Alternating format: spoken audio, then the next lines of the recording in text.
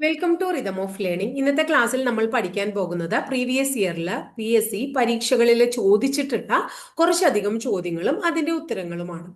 ഒരു പരീക്ഷയ്ക്ക് വേണ്ടി നമ്മൾ പഠിക്കുമ്പോൾ ആദ്യം നമ്മൾ സിലബസ് കംപ്ലീറ്റ് ചെയ്ത് കഴിഞ്ഞാൽ റിവിഷൻ ചെയ്യുന്നതിനോടൊപ്പം ചെയ്യേണ്ട ഏറ്റവും പ്രധാനപ്പെട്ട കാര്യം എന്ന് പറയുന്നത് പ്രീവിയസ് ഇയർ ക്വസ്റ്റ്യൻ പേപ്പറുകൾ പഠിക്കുക എന്നുള്ളതാണ്. അപ്പോൾ അതിന്റെ ഇമ്പോർട്ടൻസ് മനസ്സിലാക്കി നിങ്ങൾ തരുന്ന ഓരോരോ ചോദ്യങ്ങളും കൃത്യമായിട്ട് മനസ്സിലാക്കി പഠിച്ചു വെക്കുക കേട്ടോ. കാരണം ഒരു 50% അധികം ചോദ്യങ്ങളും മിക്ക പ്രാവശ്യങ്ങളിലും പ്രീവിയസ് ഇയറിൽ ആവർത്തിച്ച ചോദ്യങ്ങൾ തന്നെയാണ് പരീക്ഷകളിൽ വരാറുള്ളത് എന്ന് മനസ്സിലാക്കി പഠിക്കാം. അപ്പൊ നമുക്ക് ഫസ്റ്റ് ക്വസ്റ്റ്യൻ പഠിച്ചു തുടങ്ങിയാലോ. അതായത് കാർബണിന്റെ ഏറ്റവും സ്ഥിരത കൂടിയ ആദ്യത്തെ ചോദ്യമാണ് കാർബണിന്റെ സ്ഥിരത കൂടിയ കുറെ രൂപങ്ങളെ കുറിച്ചൊക്കെ നമ്മൾ പഠിക്കും. ആ കാർബണിന്റെ സ്ഥിരതയുള്ള ക്രിസ്റ്റലീയ അലോട്ടോപ്പ് എന്താണ്? ക്രിസ്റ്റലീയ കാർബണിന്റെ സ്ഥിരതയുള്ള ക്രിസ്റ്റലീയ അലോട്രോപ്പ് ഏത് എന്ന് ചോദിച്ചു കഴിഞ്ഞാൽ എന്താണ് നമ്മൾ ഉത്തരം പറയാ? കാർബണിന്റെ സ്ഥിരതയുള്ള ക്രിസ്റ്റലീയ അലോട്രോപ്പിന്റെ പേരാണ് ഗ്രാഫൈറ്റ്. എന്താണത്? ഗ്രാഫൈറ്റ് ആണ്. അപ്പൊ കാർബണിന്റെ സ്ഥിരത കൂടിയ ക്രിസ്റ്റലീയ അലോട്രോപ്പിന്റെ പേര് എന്താണ്? ഗ്രാഫൈറ്റ് എന്നാണ്. ഇനി ആർട്ടിഫിഷ്യൽ ഇന്റലിജൻസിന്റെ പിതാവ് എന്ന് അറിയപ്പെടുന്നത് ആരെയാണ്? John McCarthy. ആരെയാണ്? ജോൺ മെക്കാർത്തി ട്ടോ. ജോൺ മെക്കാർത്തിയെയാണ് ആർട്ടിഫിഷ്യൽ ഇന്റലിജൻസിന്റെ പിതാവ് എന്ന് വിളിക്കുന്നത്. അപ്പൊ ആർട്ടിഫിഷ്യൽ ഇന്റലിജൻസിന്റെ പിതാവ് എന്നറിയപ്പെടുന്നത് ആരാണ്? ജോൺ മെക്കാർത്തിയാണ്. ആരാണ്? ജോൺ മെക്കാർത്തിയാണ്. പ്രോജക്റ്റ് ടാങ്കോ ഒരു പ്രോജക്റ്റ് ആണ് പ്രോജക്റ്റ് ടാങ്കോ. ഈ പ്രോജക്റ്റ് ടാങ്കോ എന്നത് എന്തുമായി റിലേറ്റഡ് ആണ്? പ്രോജക്റ്റ് ടാങ്കോ എന്നത് എന്തുമായി ബന്ധപ്പെട്ടിരിക്കുന്നു? ഗൂഗിൾ. പ്രോജക്റ്റ് ടാങ്കോ എന്നത് എന്തുമായിട്ടാണ് ബന്ധപ്പെട്ടിരിക്കുന്നത്? പ്രോജക്റ്റ് ടാങ്കോ ഗൂഗിളുമായി ബന്ധപ്പെട്ടിരിക്കുന്നു. അപ്പൊ പ്രോജക്റ്റ് ടാങ്കോ എന്നത് എന്തുമായി ബന്ധപ്പെട്ടിരിക്കുന്നു? ഗൂഗിളുമായി ബന്ധപ്പെട്ടിരിക്കുന്നു. ഇനി അടുത്തത് മരതകത്തിന്റെ നിറം എന്താണ് എന്നാണ് ചോദ്യം. മരതകത്തിന്റെ നിറം എന്താണ്? പച്ചയാണ്. മരതകത്തിന്റെ നിറം എന്താണെന്ന് ചോദിച്ചാൽ ഉത്തരം എന്താ പറയേണ്ടത്? പച്ചയാണ്. ഇനി അടുത്തത് ഒരു രഹസ്യാന്വേഷണ ഏജൻസിയുടെ പേരാണ് എഴുതുന്നത് മൊസാദ് എന്ന്. അപ്പൊ മൊസാദ് എന്ന് പറയുന്നത് ഏത് രാജ്യത്തെ രഹസ്യാന്വേഷണ ഏജൻസിയുടെ പേരാണ്? ഇസ്രായേലിന്റെ. അപ്പൊ ഇസ്രായേൽ രഹസ്യാന്വേഷണ ഏജൻസിയുടെ പേര് എന്താണ്? മൊസാദ് എന്നാണ്. മൊസാദ് എന്നാണ്. ഇനി അടുത്തത് ഇന്ത്യൻ നാഷണൽ കോൺഗ്രസിന്റെ രൂപീകരണവുമായി ബന്ധപ്പെട്ട് അറിയപ്പെടുന്ന സിദ്ധാന്തത്തിന്റെ പേര് എന്താണ്? സുരക്ഷാ വാൽവ് സിദ്ധാന്തം. സുരക്ഷാ വാൽവ് സിദ്ധാന്തം. ഇന്ത്യൻ നാഷണൽ കോൺഗ്രസിന്റെ രൂപീകരണവുമായി ബന്ധപ്പെട്ട സിദ്ധാന്തത്തിന് വിളിക്കുന്ന പേര് സുരക്ഷാ വാൽവ് സിദ്ധാന്തം എന്നാണ്. അടുത്തത് പൈക വിപ്ലവത്തിന്റെ പ്രധാനപ്പെട്ട നേതാവ് ആര് എന്ന് ചോദിച്ചു കഴിഞ്ഞാൽ അദ്ദേഹത്തിന്റെ പേര് ഇതാണ്, ബക്ഷി ജാഗബന്ധു. അപ്പൊ ബക്ഷി ജാഗബന്ധു എന്ന് പറയുന്ന വ്യക്തിയാണ് പൈക വിപ്ലവത്തിന്റെ നേതാവ് ആരാണ്? ബക്ഷി ജാഗബന്ധു ആണ്. അടുത്തത് ഗാന്ധിജിയുടെ ആത്മകഥ. ഗാന്ധിയുടെ ആത്മകഥയുടെ ശരിയായ പേര് എന്താണ്? മഹാത്മാഗാന്ധിയുടെ ആത്മകഥയുടെ ശരിയായ പേര് സത്യനാപ്രയോഗോ എന്നാണ്. നമ്മള് എന്താ പറയണത്? ഈ ഒരു വേർഡ് നമ്മൾ അങ്ങനെ കേട്ടിട്ടുണ്ടാവില്ല അല്ലെ? എന്താ ഗാന്ധിജിയുടെ ആത്മകഥയുടെ ശരിയായിട്ടുള്ള പേര്? ഗുജറാത്തി ഭാഷയിലാണ് അദ്ദേഹം എഴുതിയിരിക്കുന്നത് അല്ലെ? അതിന്റെ കൃത്യമായിട്ടുള്ള പേര് എന്ന് പറയുന്നത് എന്താണ്? സത്യാന പ്രയോഗോ എന്നാണ്. സത്യാന പ്രയോഗോ എന്നാണ്. വളരെ ഇമ്പോർട്ടന്റ് ആണ് കേട്ടോ. ഇനി പ്ലാസി യുദ്ധം നമ്മൾ പഠിച്ചിട്ടുണ്ട്. ഈ പ്ലാസി യുദ്ധം നടന്നപ്പോ മുഗൾ സാമ്രാജ്യം ഭരിച്ചിരുന്നത് പ്ലാസി യുദ്ധ സമയത്തെ മുഗൾ ഭരണാധികാരി ആരാണ്? ആലംഗീർ രണ്ടാമൻ എന്ന് പറയുന്ന വ്യക്തിയാണ്. പ്ലാസി യുദ്ധസമയത്ത് മുഗൾ ഭരണാധികാരി ആരാണ്? ആലംഗീർ രണ്ടാമനാണ്. ഇനി അടുത്തത് 5 വിളക്കുകളുടെ നഗരം. 5 വിളക്കുകളുടെ നഗരം എന്ന് വിളിക്കുന്നത് ഏതിനെയാണ്? 5 വിളക്കുകളുടെ നഗരം എന്ന് അറിയപ്പെടുന്നത് ചങ്ങനാശ്ശേരിയെയാണ്. 5 വിളക്കുകളുടെ നഗരം എന്ന് വിളിക്കുന്നത് ഏതിനെയാണ്? ചങ്ങനാശ്ശേരിയെ 5 വിളക്കുകളുടെ നഗരം എന്ന് വിളിക്കുന്നു. ഇനി ഇന്ത്യയിൽ ആദ്യമായി നിർമ്മിച്ച ഇന്ത്യയിലെ ആദ്യത്തെ കളർ സിനിമയുടെ പേര് എന്താണ്? ഇന്ത്യയിലെ ആദ്യത്തെ കളർ സിനിമയുടെ പേര് കിസാൻ കന്യ എന്നാണ്. ഇന്ത്യയിലെ ആദ്യത്തെ കളർ സിനിമയുടെ പേര് എന്താണ്? കിസാൻ കന്യ എന്നതാണ് ഇന്ത്യയിലെ ആദ്യത്തെ കളർ സിനിമയുടെ പേര്. അപ്പൊ ഇന്ത്യയിലെ ആദ്യത്തെ കളർ സിനിമ ഏതാണ്? കിസാൻ കന്യയാണ്. ഇനി അടുത്തത് സരള ബെന്നിനെ കുറിച്ചാണ് പറയുന്നത്. സരള ബെന്നിന്റെ യഥാർത്ഥ നാമം എന്താണ്? സരള ബെന്നിന്റെ യഥാർത്ഥ നാമം കാതറിൻ മേരി എന്നാണ്.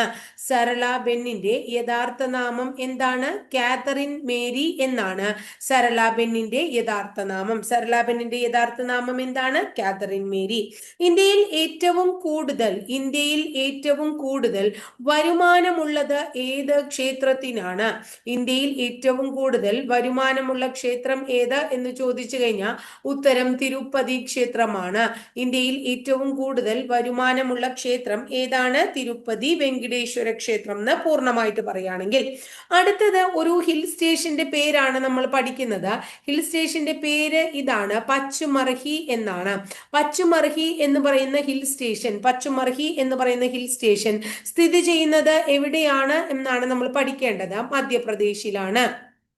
പച്ചുമർഹി ഹിൽ സ്റ്റേഷൻ സ്ഥിതി ചെയ്യുന്നത് എവിടെയാണ്? മധ്യപ്രദേശിലാണ്. ഇനി അടുത്തത് സിയാച്ചിൻ സന്ദർശിച്ച രണ്ടാമത്തെ ഇന്ത്യൻ രാഷ്ട്രപതി അഥവാ പ്രസിഡന്റ്. നമ്മുടെ സിയാച്ചിൻ സന്ദർശിച്ച രണ്ടാമത്തെ പ്രസിഡന്റ് ആരാണ്? രാംനാഥ് കോവിന്ദ് ആണ്. ആരാണ്? രാംനാഥ് കോവിന്ദ്. സിയാച്ചിൻ സന്ദർശിച്ച രണ്ടാമത്തെ ഇന്ത്യൻ പ്രസിഡന്റ് ആരാണ്? രാംനാഥ് കോവിന്ദ് ആണ്. ഇന്ത്യൻ ഭരണഘടനയുടെ ആർട്ടിക്കിൾ 330 മുതൽ 342 വരെയുള്ള വകുപ്പുകളിൽ എന്തിനെ കുറിച്ച് പ്രതിപാദിക്കുന്നു? എന്തിനെ കുറിച്ചാണ്? പട്ടികജാതി പട്ടികവർഗ വിഭാഗങ്ങളെ കുറിച്ച്, SC ST വിഭാഗങ്ങളെ കുറിച്ച് പ്രതിപാദിക്കുന്നു. ആർട്ടിക്കിൾ 30 മുതൽ ആർട്ടിക്കിൾ 342 വരെ എന്ന് ഓർത്തു വെക്കണം. ഇനി അടുത്തത് മുൽക്ക് രാജ് ആനന്ദിന്റെ ജന്മസ്ഥലം എവിടെയാണ്? മുൽക്ക് രാജ് ആനന്ദിന്റെ ജന്മസ്ഥലം എവിടെയാണ്? പെഷവാർ ആണ്. മുൽക്ക് രാജ് ആനന്ദിന്റെ ജന്മസ്ഥലം എവിടെയാണ്? പെഷവാർ ആണ്. അടുത്തത് വളരെ ഇമ്പോർട്ടന്റ് ആയിട്ടുള്ള ഒരു കൊട്ടേഷനാണ്. വിദേശകാര്യങ്ങൾ പലപ്പോഴും പരീക്ഷയ്ക്ക് ചോദിച്ച് കുറെ പ്രാവശ്യം ആവർത്തിച്ച് ചോദിച്ചിട്ടുള്ളതാണ്. വിദേശകാര്യങ്ങൾ ആഭ്യന്തര കാര്യങ്ങളെ പിന്തുടരും. വിദേശകാര്യങ്ങൾ ആഭ്യന്തര കാര്യങ്ങളെ പിന്തുടരും എന്ന് പറഞ്ഞത് ആരാണ്? വിദേശകാര്യങ്ങൾ ആഭ്യന്തര കാര്യങ്ങളെ പിന്തുടരും എന്ന് പറഞ്ഞത് ആരാണ് പറഞ്ഞത്? ജവഹർലാൽ നെഹ്റു ആണ് പറഞ്ഞത്. ആരാണ്? ജവഹർലാൽ നെഹ്റു ട്ടോ. ഇദ്ദേഹം 1957 ലോക്സഭയിലാണ് അത് പറഞ്ഞത്. വിദേശകാര്യങ്ങൾ ആഭ്യന്തര കാര്യങ്ങളെ പിന്തുടരുമെന്ന് പ്രധാനമന്ത്രി ജവഹർലാൽ നെഹ്റു നടത്തിയ പ്രസ്താവന 1957 ലോക്സഭയിൽ വെച്ചാണ് എന്ന് ഓർത്തുവെക്കാം. ഇനി ഇന്ത്യയിൽ ആദ്യമായി ഒരു സുനാമി മ്യൂസിയം നിലവിൽ വന്നത് എവിടെയാണ്? ഇന്ത്യയിൽ ആദ്യമായി ഒരു സുനാമി മ്യൂസിയം നിലവിൽ വന്നത് അഴീക്കൽ എന്ന സ്ഥലത്താണ്. ഇന്ത്യയിൽ ആദ്യമായി ഒരു സുനാമി മ്യൂസിയം നിലവിൽ വന്നത് എവിടെയാണ്? അഴീക്കലാണ്. ഇന്ത്യയിലെ ആദ്യത്തെ സുനാമി മ്യൂസിയം അഴീക്കലാണ്. ഇനി അടുത്തത് ദക്ഷിണാർദ്ധഗോളത്തിൽ. എവിടെ? ദക്ഷിണാർദ്ധഗോളത്തിൽ 60 ഡിഗ്രി അക്ഷാംശങ്ങളിൽ വിശാലമായ വിശാലമായ സമുദ്രങ്ങളിലൂടെ ആഞ്ഞു വീശുന്ന കാറ്റിനെ വിളിക്കുന്ന പേര് എന്താണ്? ഷ്രീക്കിംഗ്. എന്താണ് വിളിക്കുന്നത്? ആ കാറ്റിനെ വിളിക്കുന്ന പേര് എന്താണ് എന്നാണ് ചോദിക്കുന്നത് കേട്ടോ. ആ കാറ്റിന്റെ പേര് ഇതാണ്. എന്താണ്? ഷ്രീക്കിംഗ് കാറ്റ് എന്നാണ് അതിന് വിളിക്കുന്നത്. കാറ്റിന്റെ പേര് ശ്രദ്ധിക്കണം, ഷ്രീക്കിംഗ് കേട്ടോ. പലപ്പോഴും പരീക്ഷയ്ക്ക് ചോദിച്ചിട്ടുള്ള കുറച്ച് ചോദ്യങ്ങളാണ് എന്നുള്ളത് കൊണ്ട് തന്നെ നിങ്ങൾ അതിന്റെ ഇമ്പോർട്ടൻസ് കൊടുത്ത് ഇത് പഠിച്ചു വെക്കണം. ഷ്രീക്കിംഗ് എന്നാണ് കേട്ടോ മക്കളെ കാറ്റുകളുടെ പേര്.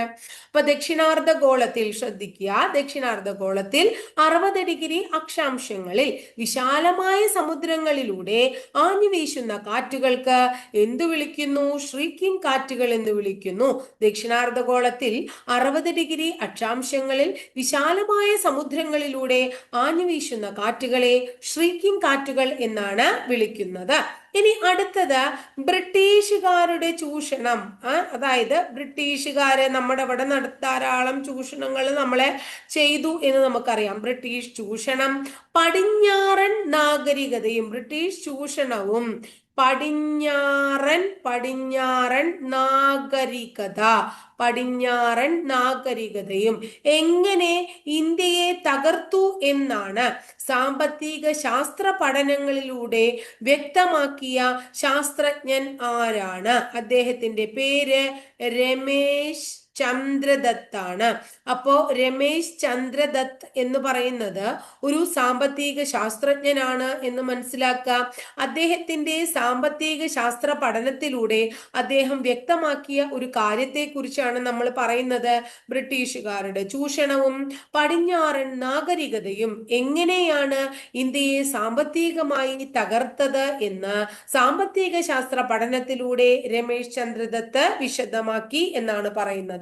അപ്പൊ ബ്രിട്ടീഷ് ചൂഷണവും പടിഞ്ഞാറൻ നാഗരികതയും ഇന്ത്യയെ സാമ്പത്തികമായി എങ്ങനെ തകർത്തു എന്ന് കൃത്യമായി പഠനങ്ങളിലൂടെ വ്യക്തമാക്കിയ സാമ്പത്തിക ശാസ്ത്രജ്ഞന്റെ പേരാണ് രമേശ് ചന്ദ്രദത്ത് എന്ന് പറയുന്നത്. ക്ലിയർ ആയില്ലോ? ഇനി അടുത്തത് ഉപദ്വീപീയ നദികളില് വെള്ളച്ചാട്ടങ്ങൾ ഉണ്ട് അല്ലെ? ആ ഉപദ്വീപീയ നദികളിലെ വെള്ളച്ചാട്ടങ്ങളിൽ ഏറ്റവും ഉയരം കൂടിയ വെള്ളച്ചാട്ടം ഏതാ എന്ന് ചോദിച്ചു കഴിഞ്ഞാൽ ഉത്തരം നമ്മൾ പറയേണ്ടത് ജോഗ് ഫാൾസ് ആണ്. ഏതാണ്? ജോഗ് ഫാൾസ്. അപ്പൊ ഉപദ്വീപിയൻ നദികളില് വെള്ളച്ചാട്ടങ്ങളിൽ ഏറ്റവും ഉയരം കൂടിയ വെള്ളച്ചാട്ടം ഏതാണ്? ജോഗ് ഫാൾസ് ആണ്. ഇനി അടുത്തത് നോക്കുക, ഉപദ്വീപീയ പീഠഭൂമിയെ കുറിച്ചാണ് ചോദിച്ചിരിക്കുന്നത്. ഉപദ്വീപീയ പീഠഭൂമിയുടെ ഏകദേശ വിസ്തൃതി, കൃത്യമായ വിസ്തൃതി പറയാൻ എളുപ്പമല്ല. അപ്പൊ ഏകദേശ വിസ്തൃതി ചോദിച്ചു കഴിഞ്ഞാൽ നമ്മൾ പറയും 15 ലക്ഷം സ്ക്വയർ കിലോമീറ്റർ ആണ്. ഉപദ്വീപീയ പീഠഭൂമിയുടെ ഏകദേശ വിസ്തൃതി 15 ലക്ഷം സ്ക്വയർ കിലോമീറ്റർ ആണ്. 15 ലക്ഷം സ്ക്വയർ കിലോമീറ്റർ ആണ്. ഇനി അടുത്ത ചോദ്യം ഇതാണ്, കിഴക്കൻ പ്രദേശങ്ങളിലേക്ക് പോകും തോറും നമ്മൾ ഇങ്ങനെ പോകും തോറും എന്തുണ്ടാവുന്നു? പർവ്വതങ്ങളുടെ ഉയരത്തിൽ എന്ത് സംഭവിക്കുന്നു? പർവ്വതത്തിന്റെ ഉയരം കിഴക്കൻ പ്രദേശങ്ങളിലേക്ക് ഇങ്ങനെ പോകുമ്പോ പർവ്വതങ്ങളുടെ ഉയരം എന്തുണ്ടാവുന്നു? പർവ്വതങ്ങളുടെ ഉയരം കുറയുന്നു. കിഴക്കൻ പ്രദേശങ്ങളിലേക്ക് പോകും തോറും പർവ്വതങ്ങളുടെ ഉയരം കുറവാണ് കേട്ടോ. ദക്ഷിണാർദ്ധഗോളത്തിലെ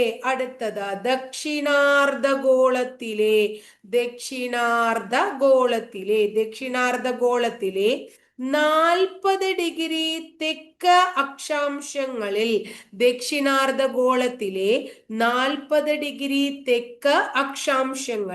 വിശാലമായ സമുദ്രങ്ങളിലൂടെ ആഞ്ഞു വീശുന്ന, നേരത്തെ നമ്മൾ പഠിച്ച പോലെ തന്നെ വേറെ ഒരു കാറ്റാണ് നമ്മൾ ഇവിടെ പഠിക്കുന്നത്. വിശാലമായിട്ടുള്ള സമുദ്രങ്ങളിലൂടെ ആഞ്ഞു വീശുന്ന പശ്ചിമവാദങ്ങൾക്ക് എന്ത് പേരിട്ടാണ് വിളിക്കുന്നത്? അതിനെ വിളിക്കുന്നത് റോറിംഗ് ഫോർട്ടീസ് എന്നാണ്. എന്താണ് വിളിക്കുന്നത്? റോറിംഗ് ഫോർട്ടീസ് എന്ന് വിളിക്കുന്നു. Roaring forties. അപ്പൊ ഒന്ന് പഠിച്ചേ. ദക്ഷിണാർദ്ധഗോളത്തിലെ 40 ഡിഗ്രി തെക്ക് അക്ഷാംശങ്ങളിൽ, ദക്ഷിണാർദ്ധഗോളത്തിലെ 40 ഡിഗ്രി തെക്ക് അക്ഷാംശങ്ങളിൽ വിശാലമായ സമുദ്രങ്ങളിലൂടെ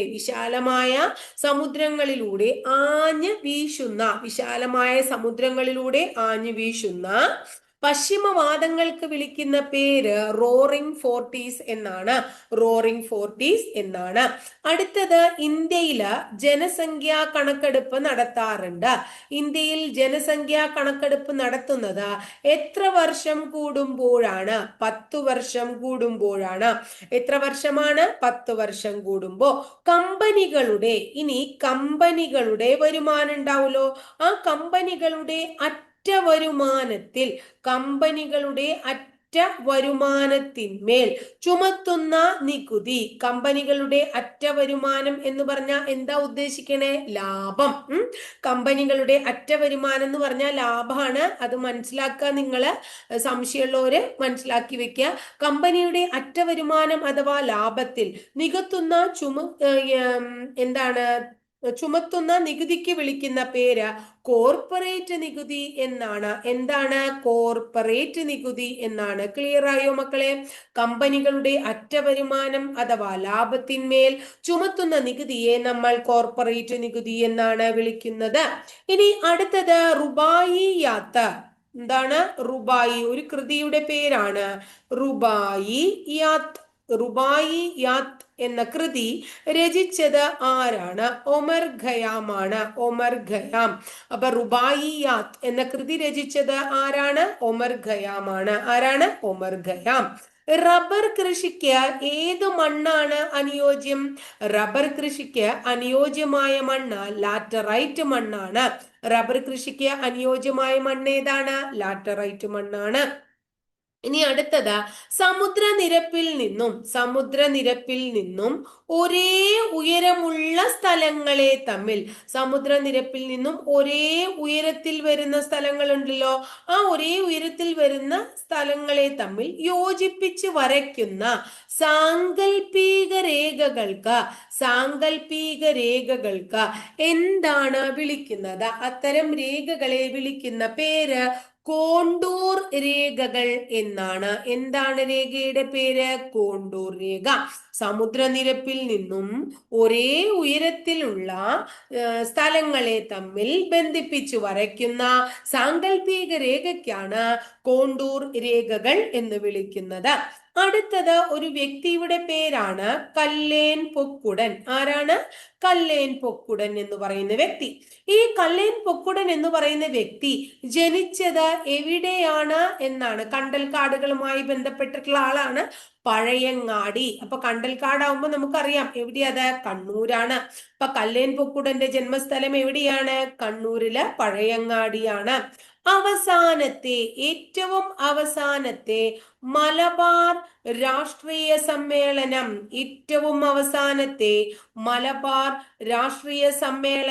നടന്നത് എവിടെ എന്നാണ് ചോദിക്കുന്നത്. നടന്ന വർഷം എന്നാണെന്നാ ചോദിക്കുന്നത്. 1920. അവസാനത്തെ മലബാർ രാഷ്ട്രീയ സമ്മേളനം നടന്ന വർഷം 1920 ആണ്. ക്ലിയർ ആയില്ലേ? ഇനി അടുത്തത്, മഹാത്മാഗാന്ധിയുടെ ക്ഷേമ രാഷ്ട്ര സങ്കല്പം. മഹാത്മാഗാന്ധിയുടെ ക്ഷേമ രാഷ്ട്ര സങ്കല്പം ഉൾക്കൊള്ളിച്ചിരിക്കുന്നത് ഭരണഘടനയുടെ ഏത് പാർട്ടിലാണ്? പാർട്ട് 4 മഹാത്മാഗാന്ധിയുടെ ക്ഷേമരാഷ്ട്ര സങ്കല്പം ഉൾക്കൊള്ളിച്ചിരിക്കുന്നത് ഭരണഘടനയുടെ ഏത് പാർട്ടിലാണ്? പാർട്ട് 4. ഇനി അടുത്തത് സുഡാനെ വിഭജിക്കുന്നു. സുഡാനെ വിഭജിച്ചിട്ട് നോർത്ത് സുഡാനും സൗത്ത് സുഡാനും ഉണ്ടായതായിട്ട് നമുക്കറിയാം. അപ്പൊ സുഡാൻ വിഭജിച്ച് 2011 രൂപീകൃതമായത് ഏത് രാഷ്ട്രമാണ് എന്ന് ചോദിച്ചാൽ രൂപീകൃതമായത് ഏതാണ്? ദക്ഷിണ സുഡാനാണ്. അപ്പൊ സുഡാനെ വിഭജിച്ചു കഴിഞ്ഞിട്ട് ഉണ്ടായത് 2011 ഉണ്ടായത് ഏതാണ്? സൗത്ത് സുഡാനാണ് എന്ന് മനസ്സിലാക്കുക. ഇനി അടുത്തത് ചരക്ക് സേവന നികുതി. ചരക്ക് സേവന നികുതി ഇന്ത്യയിൽ എന്നാണ് പ്രാബല്യത്തിൽ വന്നത്? ചരക്ക് സേവന നികുതി ഇന്ത്യയിൽ പ്രാബല്യത്തിൽ വന്നത് 2017 ജൂലൈ 1 മുതലാണ്. ചരക്ക് സേവന നികുതി ഇന്ത്യയിൽ പ്രാബല്യത്തിൽ വന്നത് 2017 ജൂലൈ 1 മുതലാണ്.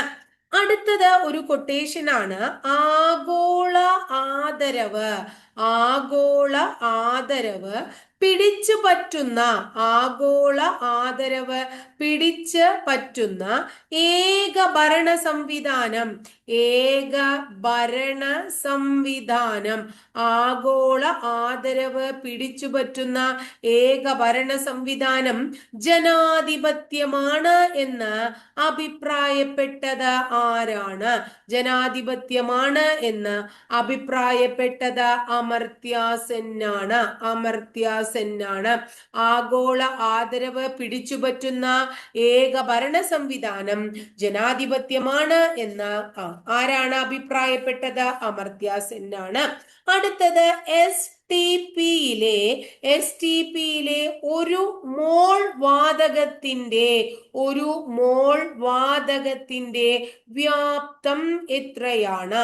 എസ് ടി പിയിലെ ഒരു മോൾ വാതകത്തിന്റെ വ്യാപ്തം 22.4 ലിറ്റർ ആണ്.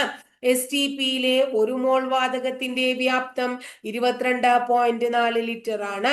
അടുത്തത് ചെമ്പിന്റെ ആധിക്യം കൂടുമ്പോൾ. ചെമ്പിന്റെ ആധിക്യം കൂടുമ്പോൾ ഉണ്ടാകുന്ന രോഗത്തിന് വിളിക്കുന്ന പേര് എന്താണ്? എന്താണ്? വിൽസൺസ് രോഗം എന്നാണ്. വിൽസൺസ് രോഗം. ചെമ്പിന്റെ ആധിക്യം മൂലം ഉണ്ടാകുന്ന രോഗം വിൽസൺസ് രോഗമാണ്. അടുത്തത് പഞ്ചാബ് ബ്രിട്ടീഷ് സാമ്രാജ്യത്തിൽ കൂടിച്ചേരാൻ കാരണമായ യുദ്ധം ഏതാണ്? രണ്ടാം സിഖ് യുദ്ധമാണ്. കഴിഞ്ഞ ദിവസം SCERT പഠിച്ചപ്പോൾ നമ്മൾ പഠിച്ചതാണത്. പഞ്ചാബ് ബ്രിട്ടീഷ് ഇന്ത്യയോട് കൂട്ടിച്ചേരാൻ കാരണമായ യുദ്ധം രണ്ടാം സിഖ് യുദ്ധമാണ്. ഡൽഹി ഗാന്ധി എന്ന അപരനാമത്തിൽ അറിയപ്പെടുന്നത് ആരാണ്? ഡൽഹി ഗാന്ധി എന്ന അപരനാമത്തിൽ അറിയപ്പെടുന്നത് സി കൃഷ്ണൻ നായരാണ്. ഡൽഹി ഗാന്ധി എന്നറിയപ്പെടുന്നത് സി കൃഷ്ണൻ നായരാണ്. കേരളത്തിൽ കടലിൽ പതിക്കുന്ന നദികളിൽ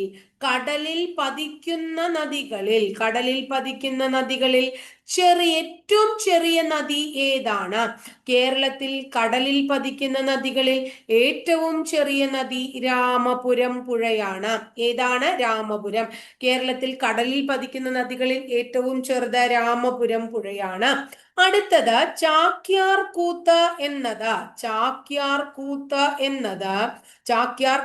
എന്നത് ഏത് കലാരൂപവുമായിട്ടാണ് ബന്ധപ്പെട്ടിരിക്കുന്നത്? കൂടിയാട്ടം.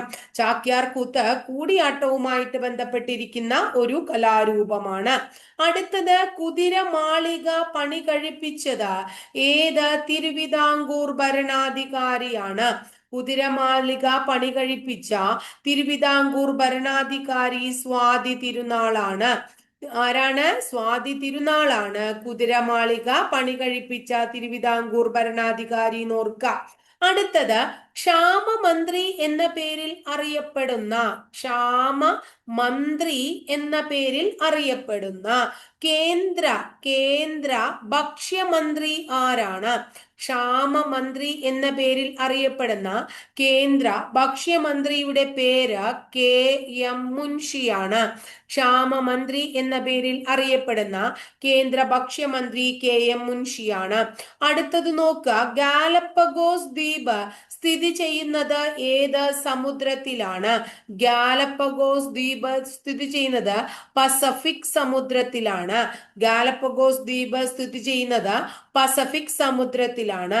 1987 യുനെസ്കോ ലോക പൈതൃക പട്ടികയിൽ ഉൾപ്പെട്ട ഗുഹാവ്യൂഹത്തിന്റെ പേര് എന്താണ്? 1987 യുനെസ്കോ പൈതൃക പട്ടികയിൽ ഉൾപ്പെട്ട ഗുഹാവ്യൂഹമാണ് എലിഫന്റ ഗുഹ. ഏതാണ്? എലിഫന്റ ഗുഹ എന്നത്. അടുത്തത്, ഒരു വ്യക്തി ഒരു വ്യക്തി ചെലവാക്കുന്ന തുക, അദ്ദേഹം എത്രമാത്രം ചിലവാക്കുന്നുവോ ആ ചിലവാക്കുന്ന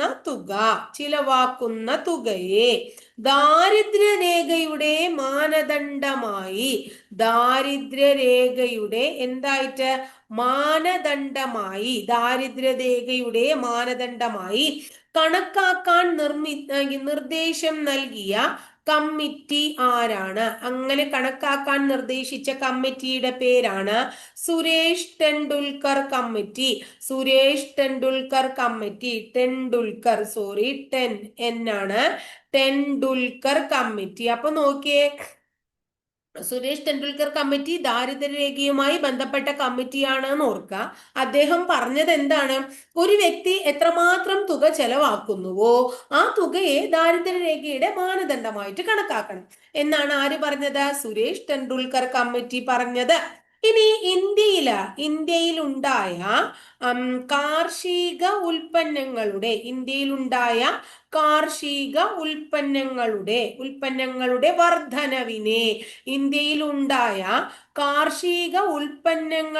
വർധനവിനെ എവർഗ്രീൻ റവല്യൂഷൻ.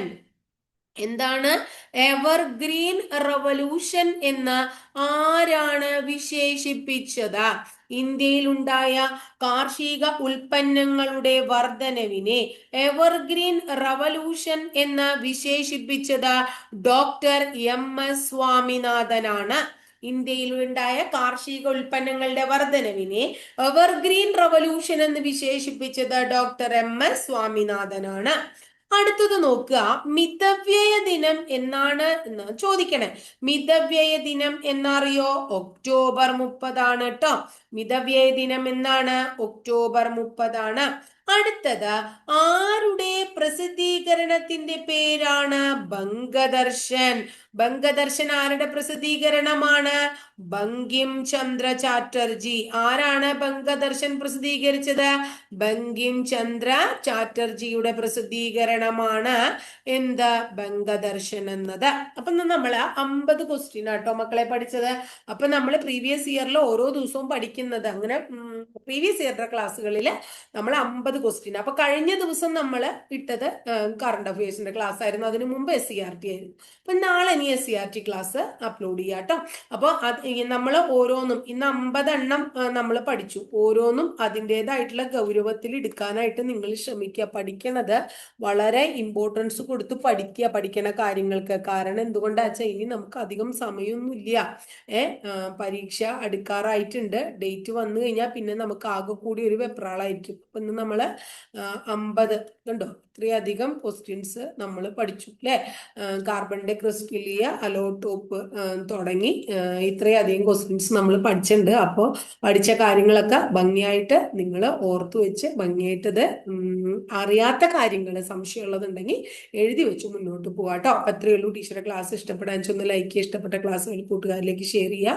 ആദ്യമായിട്ട് ചാനൽ കാണുന്നവർ ഒന്ന് സബ്സ്ക്രൈബ് ചെയ്യുക. അതോടൊപ്പം ബെല്ലൈക്കൺ കൂടി ഒന്ന് എനേബിൾ ചെയ്താൽ ടീച്ചർ ഓരോ ദിവസം അപ്ലോഡ് ചെയ്യുന്ന വീഡിയോസ് കൃത്യമായിട്ട് നോട്ടിഫിക്കേഷൻ ആയിട്ട് ലഭിക്കുകയും ചെയ്യും കേട്ടോ.